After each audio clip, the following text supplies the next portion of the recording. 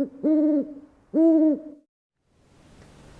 everyone, so tonight I'm doing a review on the Marvel Legends Captain America Civil War Scarlet Witch from the Abomination wave. So we're going to look at the front of the package. It says Marvel Legends Infinite Series, Captain America Civil War, and Scarlet Witch right there. Just has Captain America's shield on the top, just says right here. Build-A-Figure Abomination. There's a picture of Scarlet Witch on the side here from the movie, and along here. On the back it shows Scarlet Witch, along with the rest of the figures in the wave and the Build-A-Figure Abomination. And it just says Wanda Maximoff casts hexes on her enemies as the mystical super being Scarlet Witch. Alright, so we'll go ahead and get this out of the package. We'll check her out. Alright guys, so here she is out of the package. So she does come with the Abomination Build-A-Figure head, which is actually a different sculpt than the Raft San Diego Comic-Con exclusive Abomination head. Which once I build the figure, I'll do the comparison for that guy. But she does come with 2 hex effects, and I would say she's definitely the most movie accurate looking figure, besides I'd say Falcon, that we've gotten. She's really cool, looks just like the actor to me. So I'll go ahead and check out the details. Alright guys, so first off we'll go ahead and check out the Abomination head sculpt up close. You can see it's got nice, good amount of detail. I like the paint application. It's kind of a lighter green, and then it's got some dark greens on the top. But overall, I mean, it looks really cool. I think they did a lot from the pictures. It didn't look, as much paint detail, but having them up close, it definitely does. So first off, we'll go ahead and check out her 2 accessories she comes with. She comes with, if I can get her to stay standing, 2 hexes. They actually look pretty cool. They're kind of swirly. They're definitely red, translucent, but they do have kind of a I would say kind of like a light black kind of wash over some of the sculpt, but it's just kind of more that swirly, look. And you can tell each one actually has a kind of a little bit of a different hand grip. This one's a little bit bigger for her more spread out fingers, where this one's kind of more enclosed. And her hands completely slide in there, which is nice, so it's a good firm grip. I'll just show you really quick. So you just kind of slide them on in there, and see they cover up most of her hand, which is kind of nice because then you don't have to worry about them falling off. I know with like the Jubilee Build-A-Figure, those little effects always would fall off. But see, these things definitely stay on, which is nice. We'll go ahead and check out the details of the figure now. And I think she looks really cool. As you can see, to me it looks just like the actor, especially at certain angles like that. I think it looks just like her from the movie. I think it looks really good. Good flesh tone. I really like how the eyes are looking straight ahead. Pupils aren't, painted or anything. I think she looks really good. The eyebrows look perfect. It's got a nice little blush on her cheeks and a little pink lipstick. Her hair looks awesome. I really like how that turned out. It's got a nice black wash over the brown, but gives it a lot of detail. It really stands out. It's very cool. And then same thing with her red coat. I think it looks great. It's got a lot of actual, there we go. You can see some of the texturing.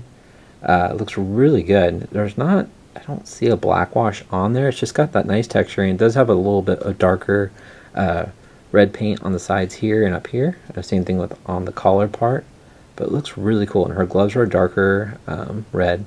You can kind of see her finger sticking out. You can see her little ring on her pointer finger. But her fingers are a little warped just from the package. Not too bad.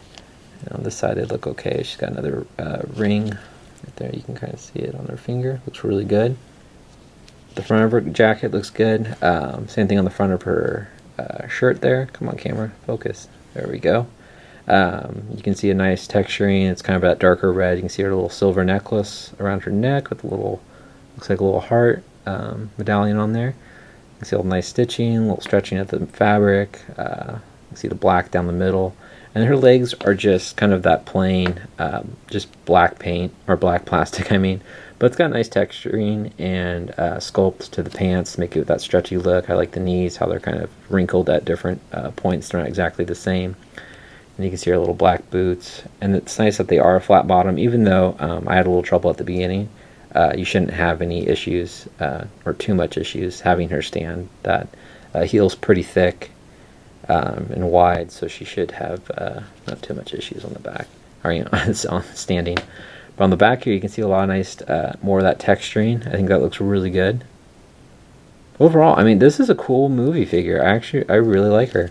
So I'll go ahead and go over the articulation. So her head looks down about that much. But you can see that it does leave that little gap. But her hair is pliable. Looking up is the issue because there's just a lot more of it. You're not going to get her to look up too much. She does have ball joints in the shoulders to move forward, out and down, forward and back. This hair is very pliable, so you can move it out of the way. She doesn't have a bicep swivel. She's got a single jointed elbow. I wish they gave her double joints.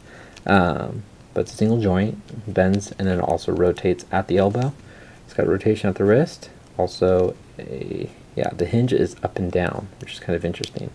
It's actually got an up and down hinge. And then she does have a slight, you can kind of crunch her a little bit forward, not too much. I mean, you can see, not too much. You can see it moves back, not too much either, but rotates above. And she can kick about that much. There you go. And she spreads about that much. And upper thigh swivel, double jointed knees. No boot rotation, which is kind of shocking.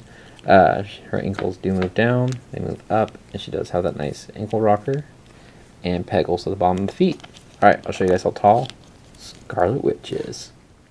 Alright guys, so you can see Scarlet Witch stands a little, like right under 6 inches. So let's get her next to the movie cap, since that's what we see, who we see her next to the most in the movie.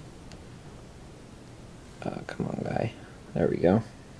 So you can see they're in good scale, I would say. You got Captain America is a little, oops, there we go, a little taller, about forehead taller. There we go, that looks a little better, almost a head taller. So which is perfect because she's supposed to be a little smaller. But I think they fit in good. I'll definitely do another display review showing you the movie the Marvel verse or whatever, cinematic universe, with them all together. I really hope we get a Vision one day, hopefully. But I think she fits in well. I think she's going to look cool with Falcon and Winter Soldier and Ant-Man. I think that's going to look good. But overall, I think she's an awesome figure, great movie figure.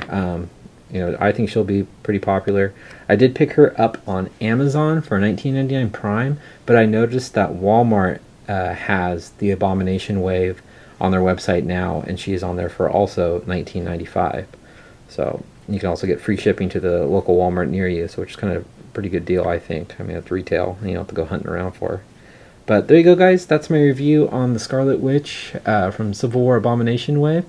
Hope you guys liked it. Please leave a comment, hit the like button, and let me know what you think of this figure. Alright, take care, guys. Thanks again.